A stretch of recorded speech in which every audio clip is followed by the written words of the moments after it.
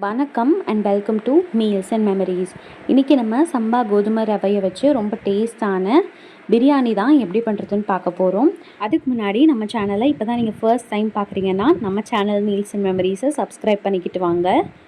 நம்ம இன்றைக்கி ப்ரெஷர் குக்கரில் தான் பண்ண போகிறோம். ஸோ குக்கரை வச்சுட்டு ஒரு 3 ஸ்பூன் அளவு எண்ணெய் சேர்த்துக்கலாம். எண்ணெய் நல்லா காஞ்ச உடனேயும் கடுகு, உளுத்தம்பருப்பு, கடலைப்பருப்பு கலந்து வச்சுருக்கேன். அதையும் சேர்த்துட்டு கடுகுலாம் நல்லா பொரிஞ்ச உடனேயும் 2 கொத்து கருவேப்பிலை சேர்த்துக்கிறேன். கருவேப்பிலையும் எண்ணெயில் நல்லா பொரிஞ்ச உடனேயும் ஒரு பெரிய வெங்காயத்தை நான் கட் பண்ணிவிட்டு சேர்த்துருக்கேன்.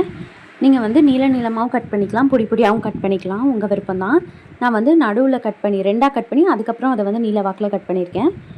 இப்போது வெங்காயம் சேர்த்ததுக்கப்புறமா வெங்காயம் வதங்கும் போதே நான் ஒரு கைப்பிடி அளவு கொத்தமல்லி தலையும் சேர்த்து வதக்க போகிறேன்.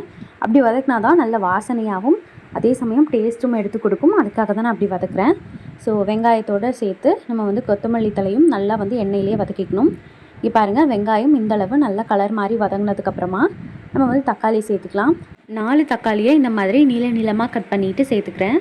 தக்காளியும் சேர்த்துட்டு நம்ம நல்லா ஒரு டைம் கலந்து விட்டுருங்க. தக்காளியும் நல்லா வதங்கி வரட்டும்.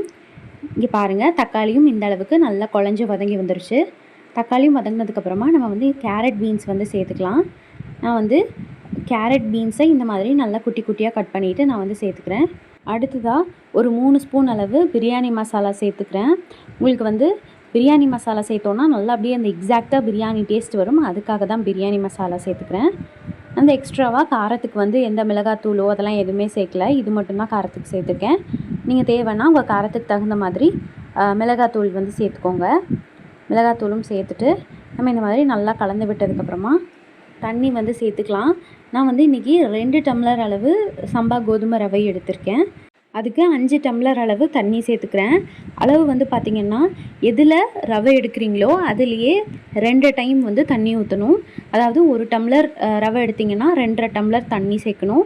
ஸோ நான் 2 டம்ளர் எடுத்துருக்கிறதுனால 5 டம்ளர் தண்ணி சேர்த்துக்கிறேன். அடுத்ததாக தேவையான அளவு கல்லுப்பும் சேர்த்துக்கிறேன்.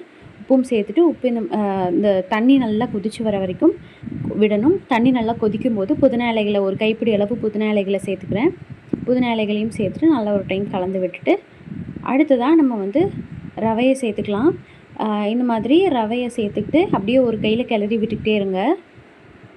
கட்டிகளெல்லாம் எதுவும் வராத மாதிரி பார்த்துக்கோங்க. ஸோ அதுக்காக தான் இடது கையில் அப்படியே கொட்டிக்கிட்டே ரைட் கையில் அப்படியே கலந்து விட்டுக்கிட்டே இருங்க. இப்போது இது ஃபுல்லாக நல்லா கொட்டிட்டு நல்லா ஒரு டைம் கலந்ததுக்கப்புறமா நம்ம மூடி போட்டு வச்சிடலாம். இது ஒரு கொதி வந்த உடனேயும் இங்கே பாருங்கள், இந்த அளவுக்கு கொதி வந்த உடனே நம்ம மூடி போட்டு வச்சிடலாம். ரொம்ப விட்டோன்னா தெரிக்கும். ஸோ அவ்வளோதான். மூடி போட்டு 2 விசில் விட்டு எடுத்தோன்னா ரொம்ப ரொம்ப டேஸ்டான சம்பா கோதுமை ரவை பிரியாணி ரெடி ஆகிடுச்சு. அவ்வளோ அட்டகாசமாக இருக்கும். கண்டிப்பாக இந்த மெத்தடில் செஞ்சு பார்த்துட்டு எப்படி வந்துச்சுன்றதை கமெண்ட்ஸில் சொல்லுங்கள்.